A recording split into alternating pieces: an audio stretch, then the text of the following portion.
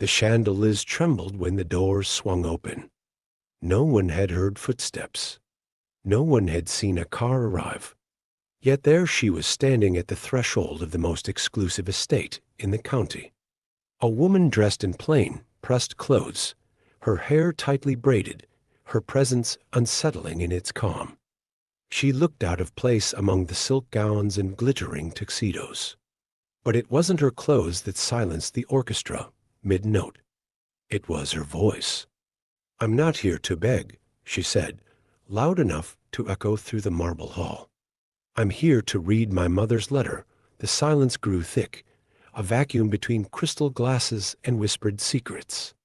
She she advanced into the crowd, her shoes echoing sharply on the polished floor, a sound far too real for a room built on illusions. In her hand was a folded envelope, yellowed with time. It bore a crest the old money in the room would recognize. A family crest. Their crest. No one stopped her. Not even Eleanor Winthrop. Especially not Eleanor Winthrop, the matriarch draped in navy velvet and cruelty, who had just moments before raised her glass to toast legacy. The woman stood in the center of the ballroom now, her fingers trembling slightly as she unfolded the letter. She took a breath. "My name," she began, "is Mara. My mother's name was Selina Moore." A few gasps. One broken glass. A hand covering a mouth in the corner. "You all knew her. Some of you pretended not to. Some of you paid her in silence. And one of you," she paused, her eyes locking on a silver-haired man near the grand piano, "you loved her." Once the man stiffened. He looked like marble. Or shame, if shame could stand upright in $1,000 suit. "My mother worked here," Mara continued. "She cleaned the floors your children vomited on. She ironed the shirts you wore to Parliament. She died with your secrets in her chest. Until last week." She held up the letter. The room was still. Not a breath dared disrupt the moment. "This letter," she said, "is her last confession. Her truth. My origin." Mara hadn't meant to read it in public. Not at first. She'd received the envelope one rain-soaked Thursday, delivered by a hospice nurse with eyes too kind for what she carried. Inside was more than ink. It was legacy, weight, and fracture. Selina's handwriting had faded in places, but the message was clear. "Mara, if you're reading this, I am gone." And the truth can finally rise. Mara had read the words 10 times that night. 10 times she'd stopped to breathe. 10 times she'd told herself it was impossible. But the dates matched. The names matched. And the photo at the bottom creased, but undeniable, showed Selina, arms wrapped around a young man in a school uniform, eyes filled with the sort of tenderness that doesn't lie. The man in the photo was now standing less than 10 feet from her, jaw clenched, lips white with pressure. Arthur Winthrop, her father. He had built empires, bought universities, endowed hospitals with wings bearing his name, and never once had he acknowledged her mother, or her, until now. Growing up, Mara hadn't questioned much. She had always sensed an invisible weight around her mother, a grief dressed in silence. But Selina had been a proud woman. "We come from dust and iron," she used to say. "And both are stronger than gold." Mara believed her. Until her mother's body began to fail. Cancer does not care for strength. Those last months were quiet. Too quiet. And now, standing in a room where people drank wine that cost more than her rent, Mara realized her mother had not been protecting herself. She had been protecting Mara. The guests began murmuring again. Eleanor raised a single hand, and silence returned like a trained dog. "You make serious claims, Miss Moore," she said, her voice smooth as chilled cream. "And a family celebration is hardly the place." "It's exactly the place," Mara interrupted. Because you've all built this house on stories. Let me tell mine. She opened the envelope fully now and removed 3 more items: a second letter, a photograph, and a notarized document. She began with the photograph. This was taken in 1995, she said. My mother, Selina, and Arthur Winthorpe. Months before she was dismissed from this estate without explanation, Arthur turned pale. Dismissed, Mara continued, after refusing to end her pregnancy. Another round of murmurs. Louder this time. A woman near the bar stumbled backward.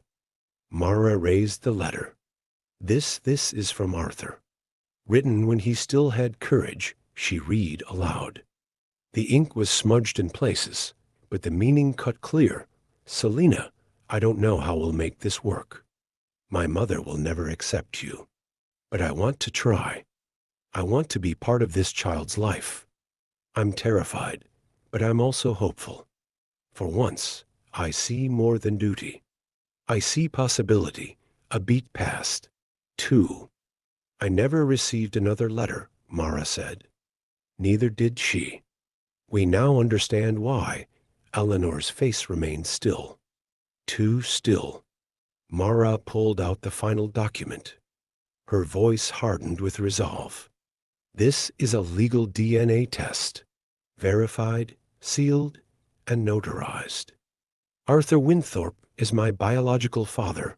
The hush was complete. Then a single sound. Arthur's glass slipping from his hand and shattering on the floor. That was the moment the power shifted. No guards moved. No guests protested. Not even Eleanor, who had spent decades building a dynasty so clean it bled. Mara hadn't come for vengeance. She came for truth, for restoration. Her hands did not shake as she passed the documents to a stunned lawyer near the piano. I have no desire for your money, she said. I have a name. I have proof. And I have dignity. Her voice lowered. What I ask is recognition. Arthur opened his mouth. No words came. Just a tremor. Mara turned to leave. But then slowly, carefully, Arthur stepped forward. He spoke just one word. Mara, he said her name like it hurt him. Mara. As though each syllable forced him to breathe in all the years he had tried to erase. All the birthdays unacknowledged. All the questions unanswered. All the truths buried beneath reputation and inheritance. Mara didn't look at him. She wasn't ready for that.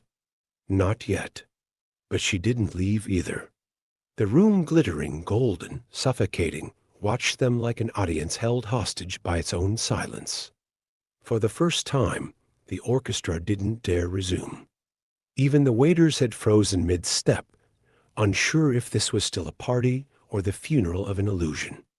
I don't expect forgiveness, Arthur said quietly. I don't even ask for it. But I owe you an explanation. Mara turned slowly. Her eyes met his. You owe more than that. He nodded. Yes, I do. Eleanor stepped forward then, her voice like silk drawn over steel. Arthur, we will handle this privately. This is neither the time nor no, he said. Firmly. His first act of defiance in decades. This is precisely the time. His voice wasn't loud, but it carried. And with it came the unraveling. He looked around the room. These were people who had called him mentor, philanthropist, icon. People who had written articles about his integrity, who had asked him to speak about family values at their children's schools. But not one of them knew about Selina. Not one of them had ever wondered where Arthur Winthorpe disappeared to in the fall of 1995, or why, upon his return, he had become colder, more obedient, more hollow. Until now. I loved her, he began. Selina Moore. I was 23. She was 19. She worked here, in this very house, in your kitchens and corridors, and under your contempt, no one breathed. Arthur went on. I didn't plan it. It wasn't a rebellion. It was simply human. She made me laugh. She made me think. She didn't care who I was supposed to become. She cared who I already was. He looked at Mara then, really looked at her. And when she told me she was pregnant, I wasn't angry. I was afraid. But I wasn't angry. He swallowed. I wrote her letters. I tried to plan a future. But before I could act, my mother found out. All heads turned to Eleanor. The room felt colder. She destroyed everything, Arthur said. The letters, the plans, the hope. She threatened Selina, paid her off, ordered the staff never to speak of it again. And she told me if I ever spoke her name again, I would lose everything. I wish I had lost everything, he added, because what I kept was shame. Eleanor didn't flinch. She didn't need to. Her silence was defense enough. Her empire had been built on the art of omission. I was a coward, Arthur confessed. I let you vanish, Mara. I let your mother carry the weight alone. I watched the world applaud me for accomplishments I didn't deserve. And every applause reminded me of the girl I had never met. Mara blinked once. You didn't just abandon us, she said. You erased us. And now you want what? Closure? No, he said. I want truth, even if it ruins me. For a long moment, nothing moved. Then someone in the back clapped just once. The sound echoed awkwardly, then faded. But it had broken the spell. The guests began murmuring again, not with judgment this time, but unease. What they had witnessed could not be unseen. What they now knew could not be unknown. Later, in the library where Mara had once helped her mother polish brass handles in silence, Arthur handed her a box. It was small, wooden, worn around the edges. I kept this, he said, hidden for years. I couldn't bring myself to burn it. Inside were photographs, letters, the original sonogram. Even the hospital bracelets Selina had worn the day Mara was born. Tears welled in Mara's eyes before she could stop them. You weren't there, she whispered. She cried for days. She was alone. I know, Arthur said. I know. They sat in silence. Not forgiveness, but presence. It was something. A week later, the headlines spread like fire. Winthorpe heiress revealed. Hidden daughter of estate worker claims rightful name. Mara had never wanted to be in newspapers. She didn't care for wealth or influence or the suffocating weight of being watched. But something strange happened as the world reacted. People reached out. Not the elite, not the old families, but nurses, teachers, cooks, porters, people like her mother, people who had been made invisible. They sent letters, emails, messages. They wrote of their own lost parents, erased siblings, stolen names. You reminded me I exist, one said. And that, more than recognition, was what mattered. Eleanor called her once. It was not a warm call. You may have your name now, she said coldly. But remember, power does not come from blood. It comes from belief, Mara smiled. I believe, she answered. That's why you lost, she hung up. A month later, the Winthorpe Trust released a formal statement. It acknowledged Mara as Arthur's biological daughter and named her as a co-trustee on its educational foundation. She redirected its entire mission. From elite scholarships to community schools, from international galas to neighborhood clinics. It was not revenge. It was reclamation. Mara never moved into the mansion. She never wore the pearls Eleanor once offered as penance. But she did walk through its halls one last time. Room by room, she whispered her mother's name, Selina, until the walls remembered. The past has a way of lingering in old walls. Mara wandered through the estate alone, tracing the outline of railings her mother had polished for pennies. The same staircase Selina had walked, not as a guest, but as staff, her head lowered, her voice muted. Now, Mara's footsteps echoed like memory come to collect its due. In the drawing room, the portraits hung heavy with the gaze of ancestors pale, powdered, proud. Men who had acquired land through silence, and women who had preserved legacies by whom they excluded. None of them would have allowed Mara into this room. None would have called her kin. But there she stood, dark-skinned and upright, staring directly into the faces of the dead, not asking to belong, but daring to be seen. She turned, walked out. She didn't need their approval. Weeks passed. The world moved on, but the family did not. At first, Arthur sent letters, apologies, invitations to dinners, to board meetings, to events with names engraved in gold. Mara declined each one, not out of bitterness, but because she needed time, space. He had lived 2 lives. She had lived one, and they did not yet know how to meet in the middle. Still, she agreed to see him once more. This time, at the cemetery where Selina had been buried alone, under a plain headstone with no inscription but a name. Mara arrived early. She always did. When Arthur appeared, he carried something wrapped in linen. A new headstone. Marble. Simple. Honest. It read, Selina Moore, beloved mother, remembered at last. Mara ran her fingers over the words. For the first time, they looked back.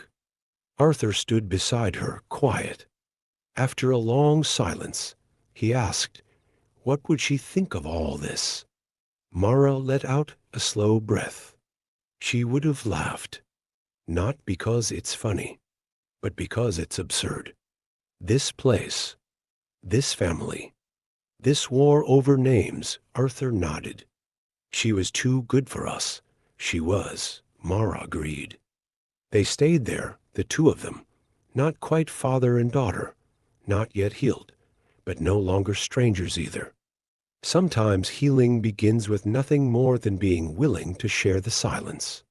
Mara returned to her life, but something had changed. The neighborhood where she lived, narrow streets, peeling paint, garden fences, held up with hope and wire, greeted her differently now. Not with envy, with awe. She hadn't become someone else.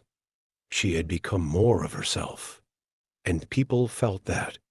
At the community center, where she taught reading to children whose parents worked night shifts, a boy once asked, Miss Mara, are you really rich now? She smiled. Depends what you mean by rich, the boy shrugged. Like, do you have marble floors? She laughed. I have enough to never forget where I came from. He blinked, then grinned. That was enough. The real turning point came not in courts or articles or foundation meetings, but in a single letter. It arrived one morning, hand-delivered by a woman in her 60s with a cane and eyes that looked like they had seen too much. Mara invited her in. Made tea. The woman's name was Della. She had worked at the estate with Selina decades ago. She had been the one who slipped food into Selina's coat pocket on the nights she wasn't paid. The one who had seen Arthur and Selina together and had kept silent out of fear. I failed her, Della said, stirring her tea with hands that trembled. But I kept something. Something she gave me. The day she left, from her bag, she pulled out a velvet pouch. Inside was a locket. Inside the locket 2 things. A photo of baby Mara, and a curled piece of paper with handwriting only a mother would write. You are mine, but you are also his.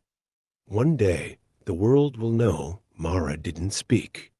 She simply closed the locket and held it against her chest. Some truths don't need to be said. They need to be carried. Arthur asked, months later, if Mara would attend the Winthorpe Winter Gala. It had always been Eleanor's night, an annual display of wealth, influence, and exclusivity. I don't want to parade you, he added quickly, but I want them to see you. I want them to know this house belongs to a different kind of legacy now, Mara considered. Then she said yes. The night of the gala, she didn't wear pearls or diamonds. She wore her mother's earrings, small gold hoops. Nothing extravagant, just honest. When she entered, there was no orchestra pause, no stunned silence. This time they had been warned, but it didn't make it easier for them. She was still a rupture in their reflection, a reminder that everything carefully hidden will one day demand light. Mara took the stage not as a guest, but as the night's speaker. She didn't mention the scandal, or the inheritance, or Eleanor, who was absent. She spoke about belonging. There's a difference, she said, between being invited and being expected, between being seen and being believed. I stand here tonight not because I fought to be part of something. I stand here because something that claimed greatness tried to erase its roots. She paused, looking over the crowd. My mother was not a secret. She was a silenced truth. And I am the echo that survived. She smiled, soft and fierce. We are not defined by who accepts us. We are defined by who we refuse to forget. When she stepped down, the applause came slow. But it came. Some hands hesitated. Others rose quickly. But for the first time, the applause was not for a Winthorpe. It was for Mara, and for Selina. As she left the ballroom that night, the house behind her glowing with borrowed light, Mara whispered a promise to the wind. I will not become them. I will remember you. Always, the stars above did not answer. But they did not need to. She had already been seen. Mara's face appeared in newspapers for months, then slowly faded as news scandals and airs replaced her in the public eye. But she never craved permanence in headlines. What she wanted, what she had always wanted, was recognition not as novelty, but as truth. And truth, once unearthed, does not return quietly to the ground. Her life resumed differently now. There were invitations to speak, to lead, to lend her voice to causes long ignored. But she chose carefully. She refused to be a symbol groomed by others. She didn't want to be rewritten by institutions that had erased her mother. So she built her own. It started in a modest building across town. An old school closed for years. Cracked windows, rusted gates, and ghosts of forgotten laughter. With funds from her share of the trust, Mara reopened it under a new name, the Selina Moore House of Truth and Restoration. It was not a charity. It was a movement. Inside, people found books that told untold stories. Programs for those who had been invisible, children raised by single parents dismissed as mistakes, elderly caretakers with wisdom unrecognized by titles, and survivors of silence finally learning to speak. In the entry hall, she placed a large frame. Inside it, a single phrase, "We are the children of what was buried," and beneath that, a mirror, so everyone would see themselves when they entered. Arthur visited once. He arrived unannounced, standing awkwardly at the front door, unsure if he had the right to step inside. Mara greeted him at the entrance. She didn't smile, but she didn't close the door either. He looked around. This is beautiful. It's not meant to be beautiful, she said. It's meant to be honest, he nodded, accepting the correction. They walked together through the halls.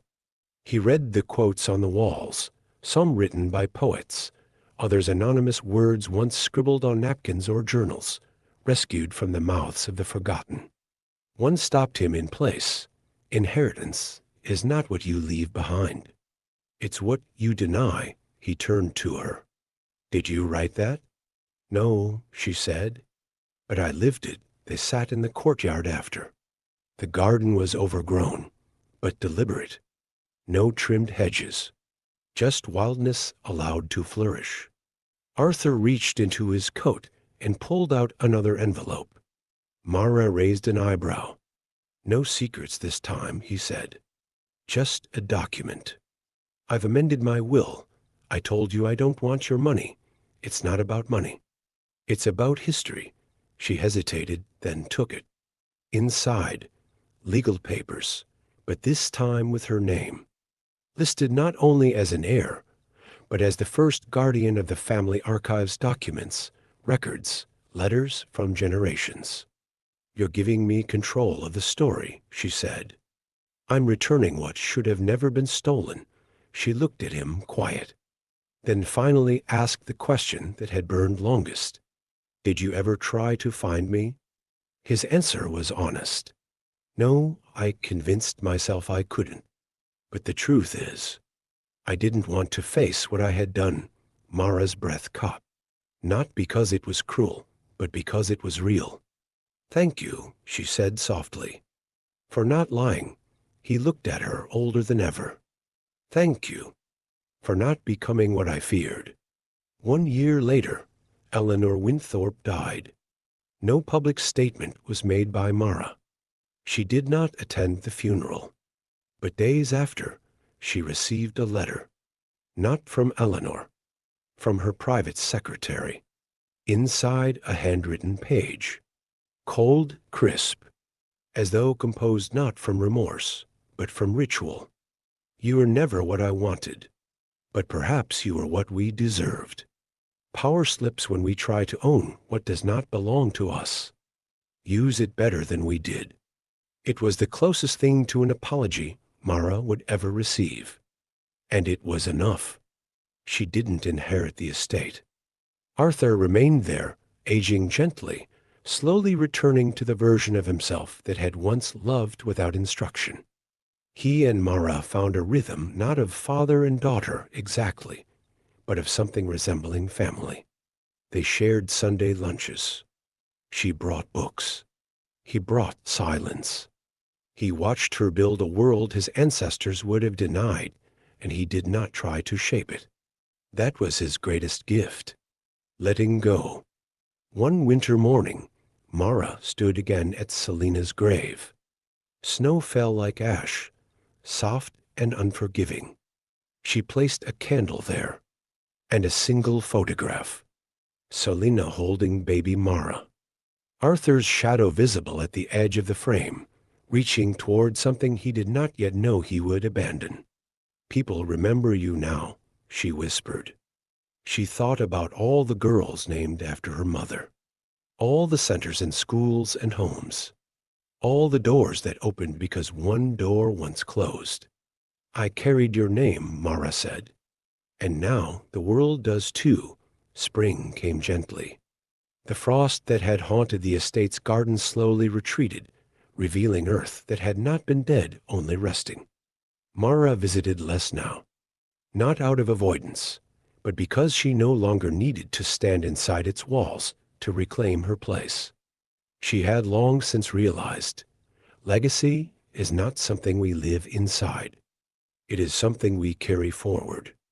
One morning, a letter arrived at the Selina Moore house, addressed in delicate, slanted handwriting. No return address. Just a seal on the back, the Winthorpe crest, slightly faded. Mara opened it slowly, not expecting what she found. Inside was a small card. On it, a short message. You are the only Winthorpe who ever told the truth out loud. I hope the name doesn't dim you, a former guest at the Gala. She turned the card over. No signature. Just a pressed flower taped gently to the back. A white lily. Months passed. The foundation grew. Mara hired former maids as administrators. Retired janitors became librarians. Survivors of silence were trained as mentors.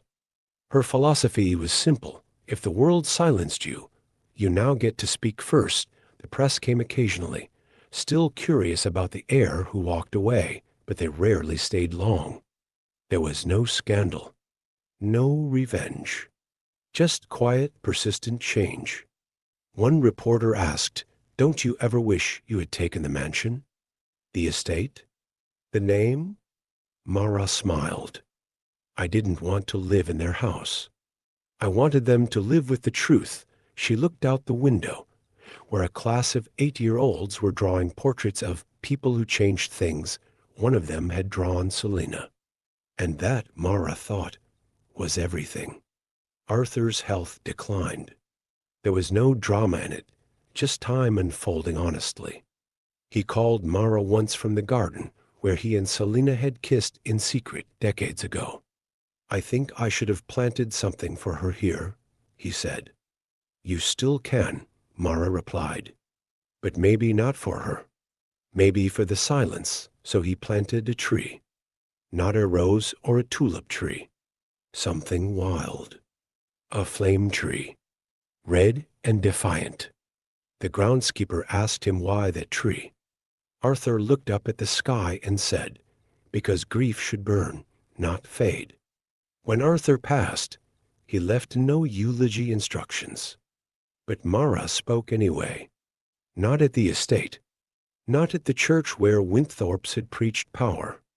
She spoke in the small library of the Selina Moore house, to a circle of students, survivors, and strangers. No cameras. No chandeliers. Just light from wide windows. She read from one of Arthur's last letters, written in unsteady script. "I do not deserve your forgiveness, but I hope I earned your trust. Legacy is not what we leave, it is what we destroy, so others can rebuild."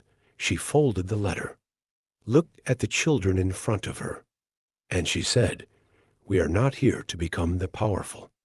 We are here to become the free." In time, the Winthorpe name softened, not because it was redeemed, but because someone finally told the full story. New history books added a line about Mara Moore Winthorpe, the woman who transformed a fortune into a movement. But what mattered most to her wasn't ink. It was voice. It was the fact that young people, hearing her story, began to question whose names were missing from their own histories. They began asking, who hasn't been invited to the table? They began building new tables. Mara never asked to lead a revolution. She simply refused to be erased. One evening, after most staff had left, Mara sat alone in her office.